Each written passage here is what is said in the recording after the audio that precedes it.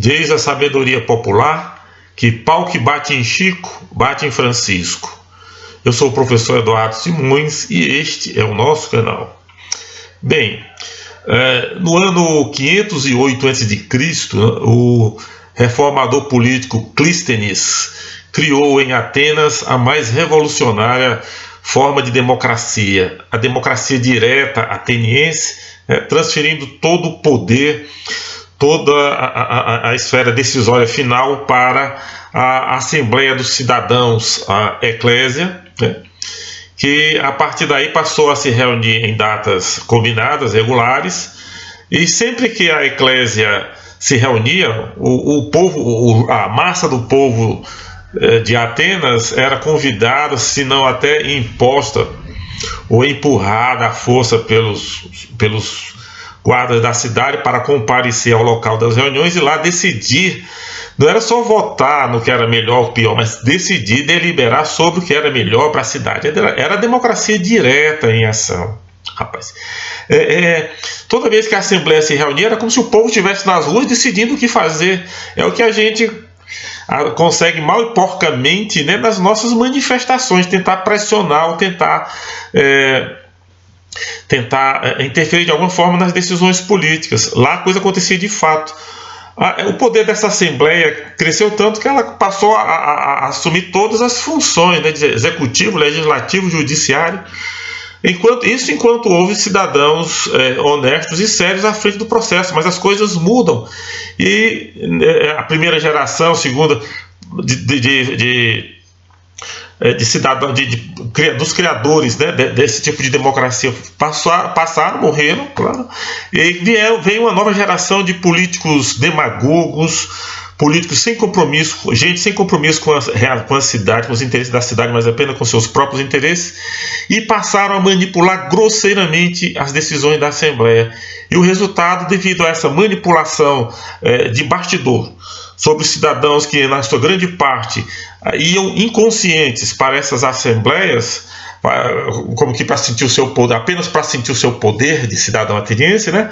Essa assembleia começou a tomar decisões absolutamente extravagantes, né? Condenou à morte 8 importantes generais, e por causa disso a cidade perdeu uma guerra que não podia perder, a Guerra do Peloponeso.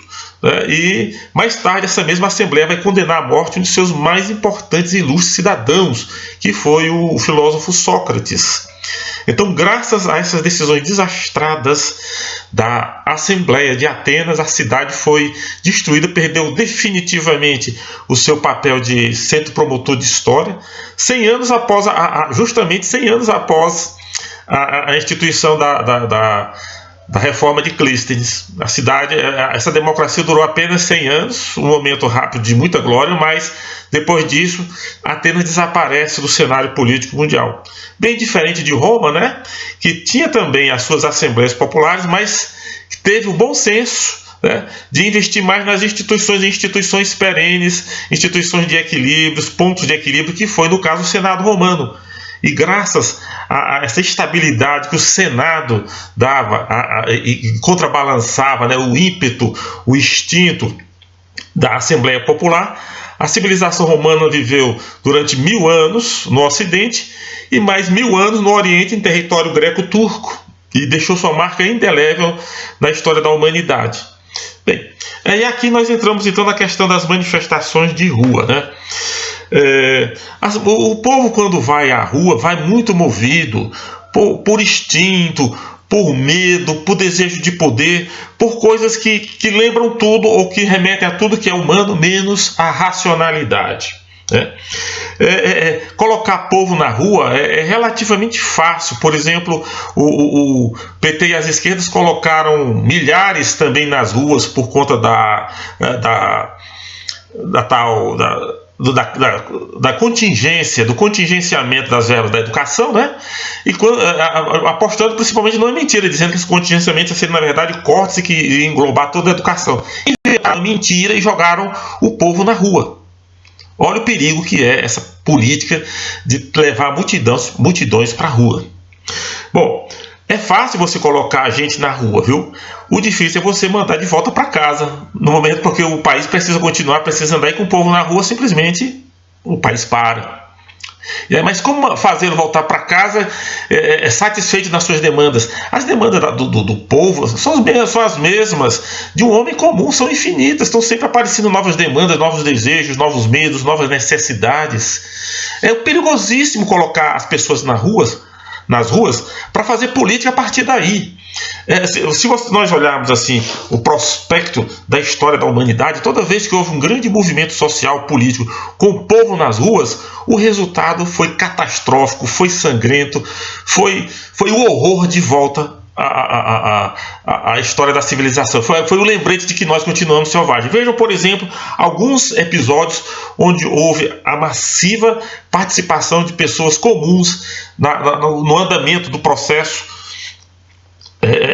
ao longo desses últimos 200, 300 anos. Por exemplo, na Revolução Francesa. Vejam do que foi que deu a Revolução Francesa. Depois, durante o nazifascismo na Europa dos anos 30, 1930, 1920, 1930. Olha no que foi que deu o nazifascismo. Depois teve a Revolução Russa, que acabou nisso tudo que a gente está careca de saber. Os gulags, os campos de concentração, as perseguições, as brutalidades sem fim, e depois o desastre econômico do Império Russo Soviético. A Revolução Chinesa com seu salto adiante, que matou entre 15 e 30 milhões de pessoas, com o povo na rua pedindo a cabeça dos proprietários rurais e tudo mais, julgamentos públicos. O Khmer Vermelho no Camboja, o que é aquilo? Aquilo não é humano, e aquilo foi povo na rua. Povo na rua, massa mobilizada constantemente, se massacrando uns aos outros, matando aqueles que eles achavam que eram inimigos, sem nem definir ao certo o que era o inimigo, sem o negócio sem a menor racionalidade. O genocídio em Ruanda precisa mais? Não precisa. Acho que isso já é mais que o suficiente para mostrar a vocês que mudança com o povo na rua só pode dar nisso. O povo tem que ser atendido nas suas necessidades. As mudanças têm que vir para o bem da grande maioria, se possível, de todos até. Mas essas mudanças precisam ser feitas por pessoas ilustradas, conscientes, pessoas que tenham um histórico realmente de participação naquilo que é de interesse da maioria, para o bem da nação e do país. A questão das manifestações do dia 26, que eu inclusive me posicionei contra, e eu soube depois, né, a gente percebeu depois que houve mudança nas pautas de manifestações, e essas mudanças só houveram porque importantes setores, eu acho, né, importantes setores dos movimentos sociais, pessoas politicamente representativas como a deputada Janaína Pascoal, o pessoal do MBL se posicionou seriamente, com muita razão, contra as primeiras pautas que surgiram, que as pautas que vinham eram no sentido de encurralar as instituições. Provavelmente o governo, percebendo que as manifestações estavam ameaçando rachar a sua base, começou a fazer pressão para que esses grupos mais radicais atenuassem o seu discurso e aparecessem pautas que todos nós queremos. A melhoria da proposta, a proposta do COAF com o Sérgio Moro, a melhoria, a melhor votação possível em cima da reforma da Previdência, essas coisas todas que realmente precisam andar, mas que não é o caso ainda de fazer manifestação a respeito, porque nada foi decidido ainda, ainda se está na fase da discussão.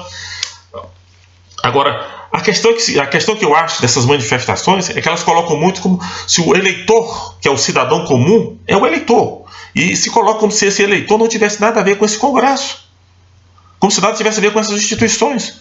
Não foi esse eleitor que elegeu esse Congresso. Então todas as pessoas que estavam lá na manifestação do dia 26, sem exceção, não votaram em nenhum desses deputados que agora estão fazendo corpo mole com as reformas. Da mesma forma, as manifestações da oposição só tinham pessoas que votaram exatamente na oposição, não tinham pessoas lá que tinham votado também em Bolsonaro, no candidato da situação, sem falar da situação atual, sem falar que a situação política, né? Sem falar das inúmeras pessoas que estavam lá sem nem saber por que estavam lá, numa manifestação ou noutra, ou foram apenas pela festa, pela brincadeira nas ruas, né? Então, é preciso, meus amigos, combater o mito. Não se combate um mito de esquerda, como é o caso, por exemplo, do presidente Lula, que é uma distorção de qualquer tipo de pensamento, inclusive da esquerda, que já se habituou tanto a distorções, né? Não se combate mitos com outro mito. Está se criando um outro mito, no caso o presidente Bolsonaro, para combater o mito Lula. Mas não é assim. O mito precisa ser esvaziado. Nós temos que lidar com uma realidade onde existe a lei da gravidade, que não dá para gente excluir, não dá para votar, não dá para extinguir a lei da gravidade. Nós precisamos então estar em contato com essa realidade e começar a ver como é que a gente pode organizar este país de forma tal que os nossos desejos não se choquem tanto com a realidade. Mas nós não podemos fazer isso estimulando um presidente a não dialogar com o Congresso Nacional. A dizer, o presidente está sendo vítima do Congresso? Não, o presidente está sendo vítima do seu próprio imobilismo. O presidente precisa tornar-se um agente. Ele não pode simplesmente se fechar no Palácio do Planalto, lá no seu mundo lá de presidente, de executivo, e dizer, votem vocês que vão votar, as coisas estão nas mãos de vocês. Não, ele também pode, o que ele puder fazer no sentido de que as reformas andem, ele precisa fazer, sob pena de responsabilidade, pelo menos responsabilidade moral. E nesse sentido, eu chamo a atenção para aquelas pessoas que assodadamente pensam que podem controlar as massas na rua. Isso é um grande engano. Um engano no qual incorre um Nando Moura, no qual incorre um Bernardo Custer, um Caio Coppola. Não dá. Olha, multidão uma vez nas ruas, para você ter o controle dessa multidão, basta. Então, elementos negativos estão trabalhando essas multidões. Essas multidões não estão na rua apenas ouvindo o discurso das pessoas mais equilibradas. Tem pessoas desequilibradas fazendo campanha e movimento lá dentro também. E essas pessoas desequilibradas um dia podem tomar a frente do processo. Porque ninguém tem um controle disso, de uma massa tão grande. O que eu acho, o que eu gostaria é que Nando Moura, Bernardo Custer e Caio Coppola passassem a fortalecer a única via possível e desejável, que é o fortalecimento das instituições, de tal sorte que essas instituições possam, com força, com credibilidade, legitimidade e legalidade, combater tanto a corrupção dentro delas, como multidões histéricas que vão à rua pedir uma coisa ou outra. Porque, por exemplo, no tempo da Alemanha nazista, as multidões queriam a punição dos judeus, a perseguição dos judeus. Que não é porque a multidão, a maioria, quer uma coisa, que o Estado deve aceder a isso. Não, a democracia não é maioria apenas. A democracia é também a defesa do justo direito das minorias. E nesse sentido nós precisamos de instituições firmes capazes de aguentar esse tranco. Por fim, eu gostaria de deixar uma mensagem que eu escrevi aqui do seguinte teor: o que nós e o povo precisamos é de educação política, é de consciência cívica, é de senso de compromisso, e não de orgasmos callejeros, como dizem os espanhóis, ou viários, como acontece nas manifestações. As pessoas precisam de mais formação e orientação política, e não da ampliação do seu rol de desaforos, palavrões, malícias, deboches e fake news alarmistas, o que certamente não servirá para ampliar ou acelerar as visualizações, os likes. E este canal é a prova disso. Mas certamente ajudarão a, pelo menos, se não salvar o Brasil, a não piorar as coisas. Muito obrigado.